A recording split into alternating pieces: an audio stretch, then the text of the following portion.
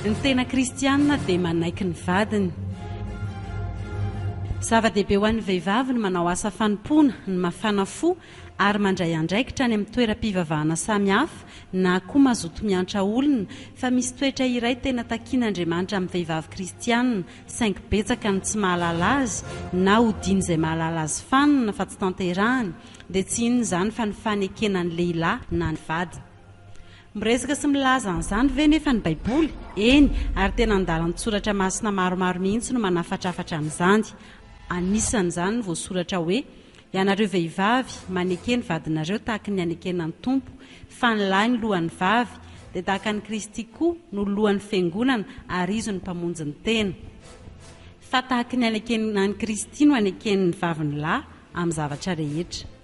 Firifiry moa ireo vehivavy no manao tsinitsinina ny vadiny, tsy misy lanjany aminy ny tenin'ny lahy ary tsy manaiky azy ireny velively. Firifiry ny tokantrano no tapahin'ny vehivavy ary mangina tsy miteny ny lehilahy izay voalaza ny tenin'Andriamanitra fa lohan'ny vavy. Ny antony, satria ny vehivavy no maka ny toeran'ny lehilahy, kanefa dia famadihana sy fanovana ny drafitra efa napetrak'Andriamanitra hatrany am-boalohany izany. Sary fahita ao amin'ny tokantrano maro izany hoe lehilahy tsy mahateny sy tsy mahatapa-kevitra izany, fa dia anjakazakany vavy. Ny mampalahelo anefa dia vehivavy kristianina no maka ny toeran'ny lahy tahaka izany. Raha nanohatra ny faneken'ny vehivavy ny lahy amin'ny faneken'ny fiangonana ny Kristy ny Baiboly, dia midika izany fa tsy misy adi-hevitra fa izay tapaky ny lahy dia tokony eken'ny vavy. Tsy natao amporisiana ny lehilahy hanao didiko fehalehibe ao tokantrano anefa izany, fa natao handraisana andraikitra sy haneken'ny vavy azy. Manaiky amin'ny zavatra rehetra, izany hoe manaiky ny fanapahan-keviny rehefa avy ny fanakalo-hevitra ka tapaka ny heviny, manaiky ny fangatahany, manaja izay nafarany ary manoa azy. Saika mahita ambara sy hanoerana an'izany foana ny vehivavy, nefa raha tena tian'i Jesosy Kristy ary tena te hankatoa azy izy, dia mila manaiky ny vadiny fa tsy mioko manohatra sy manda azy hatrany. Tandremo anefa fa hoy ny soratra masina hoe: ianareo vehivavy maneke ny vadinareo arak'izay mety atao ao amin'ny tompo. Izany hoe ny vehivavy dia tokony hanaiky ny lahy amin'ny zavatra rehetra, mahakasika ny tokantrano, ny fitaizana, ny fitantanam-bola, saingy ao amin'ny tompo. Izany hoe ny manaiky ny lahy araka ny sitrapon'Andriamanitra. Raha manohatra ny tenin'Andriamanitra ny vady, dia amin'izay ihany ny vehivavy no afaka mandahy sy manohatra ny tenin'ny vadiny. Ankehitriny ny vehivavy manao ny asan'Andriamanitra dia tsy manontany ny vadiny akory, tsy mifanakalo-hevitra aminy na amin'ny fandaharam-potoana na amin'izay ataony, fa dia manapaka fotsiny. Tsia, tsy sitrak'Andriamanitra izany. Ny lahy no nataony lohan'ny vavy ary tokony hampiditra ny vadiny sy hanisy lanja ny vadiny foana ny vehivavy, indrindra amin'ny asa fanompoana izay ataony.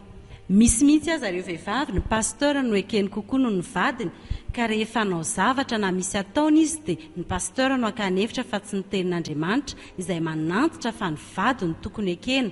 Eny, na tsy pino aza ny vadinao dia nataon'Andriamanitra ho lohan'ny tokantrano foana.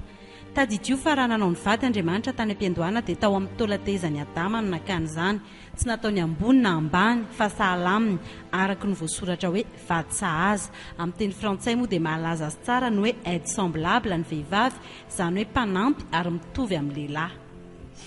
Tsy vitsy ihany koa ireo vehivavy ao amin'ny tompo no mitaraina, fa tsy mety manantona ny tompo ary tsy mety mino ny vadiny. Maro izy ireo no mitory-teny, manokatra Baiboly ary lasa be sermona mihitsy aza hoy ny lehilahy ny amin'ny fivavahany, saingy tsy hita taratra amin'ny fiainany andavanandro sy ny faneken'ny vadiny izany. Tsotra no ambaran'ny tenin'Andriamanitra ho an'ny vehivavy te hitona ny vadiny ao amin'ny tompo ka tsy nahomby tamin'ny teny, satria tsy nanana fitondran-tena masina. Ary toy izany koa ianareo vehivavy, maneke ny vadinareo mba ho voataona ny fitondran-tena ny vavy izy, na dia tsy amin'ny teny aza raha tahiny misy tsy manaiky ny teny, rehefa hita ny fahadiovan'ny fitondran-tenanareo amin'ny fatahorana. Izany no voasoratra satria betsaka ny vehivavy no mitory-teny, mampianatra, mandray andraikitra any am-piangonana kanefa tsy mankatoa ary tsy manaiky ny vadiny, hany ka tsy resy lahatra ny vadiny hanolo-tena ary lasa sakana ho an'ny famonjena ny vadiny izany. Ny faneken'ny vehivavy ny vadiny dia mikasika ny vadiny hanaiky an'Andriamanitra noho ny fahitan'ny fitondran-tenany. Ataon'ny lehilahy ahoana tokoa moa no anaraka ny vadiny sy araka hivavaka aminy, kanefa tsy azo tenena na toroina hevitra izy ary manjakazaka ao tokantrano maka ny toeran'ny lahy. tsy ny fikofokofoana be amin'ny asa aloha ny tena takian'Andriamanitra. Tsy misy maharatsy amin'izany fa izao no ilain'Andriamanitra amin'ny vehivavy kristianina voalohany indrindra. Ary aoka ny firavahanareo tsy ho zavatra ny ivelany toy ny firandranam-bola sy firavaham-bolamena na ny fiakanjona, fa aoka ho toetra miafina ao am-po izay tsy mety loha dia ny fanahy malemy sady miadana izay soa indrindra eo mason'Andriamanitra. Fa tahaka izany ny ravahan'ny vehivavy masina fahiny izay nanantena an'Andriamanitra sady nanaiky ny vadiny, dia tahaka ny Sara izay nanakany Abrahama ka nanao azy tompoko, dia zanany ianareo raha mba manao soka tsy matahotra izay fampitahonana na inona na inona. Arak'izany ny ten'Andriamanitra dia tsy mandrara velively ny vehivavy tsy hiravaka na tsy akanjo tsara na tsy hanao kavina rehefa ao anatin'ny famontinana sy ny tsy fijejojejoana tafahoatra, fa kosa mitaky toe-panahy anaty malemy fanahy sady miadana. Betsaka ange ny vehivavy ny tsara fitafy ery saingy tsy tohinina ary masika amin'ny vadiny. I Sara vadiny Abrahama aza dia nanaja azy fatratra sy nanao azy ho tompo mihitsy. Aiza ho aizan'izany sika vehivavy kristianina sao variana amin'ny any amin'ny toeram-pivavahana sy ny asa ka manao tsinotsinona amin'ny tokantrano sy ny fanekena ny lehilahy. Ny fiarahana amin'Andriamanitra dia tsy lalàna akory, tsy misy hoe tsy maintsy na tokony, fa ny fitiavana an'Andriamanitra sy ny fitoeran'ny fanamasina no mandresy lahatra ny fo ankatoa azy ka hiala amin'ny fahotana, anisan'izany tsy fanekena ny vady. Fantaro fa tsy lalàna avy amin'ny antoko-pivavahana izany, fa baiko n'Andriamanitra omeny ao amin'ny teniny ary izy no manome azy ho tanterahana sady izy koa no manome hery hanatanterahana azy. Raha nakasika anao izany vehivavy kristianina dia mibeba, ekeo anatrehan'ny tompo fa diso ianao ary te hiala amin'ny tsy fanekena ny vady.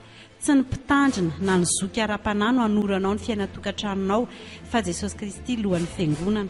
Raha tsy mbola nanaiky azy ianao dia atolory azy ny fonao, fa tsy ho hainao mihitsy ny ianao ny sitrapon'Andriamanitra raha tsy velona ao anatin'ny fonao Jesosy Kristy ary mitoetra ao aminao ny fanahy masina. Raha efa nanolo-tena ianao nefa tsy mahay manaiky ny vadinao dia miantoraha amin'ny Jesosy Kristy. Meteza ho amboarina fa izy ihany no mahay izany, ary raha tena vonona ianao dia anatanteraka izany izy. Aza maivanina ny fanekena ny vadinao na manahoana ny toetrany, fa ankasitrahan'Andriamanitra ny fanekena ny vady ary mahatoky Andriamanitra tsy hamela ireo izay mankatony teniny.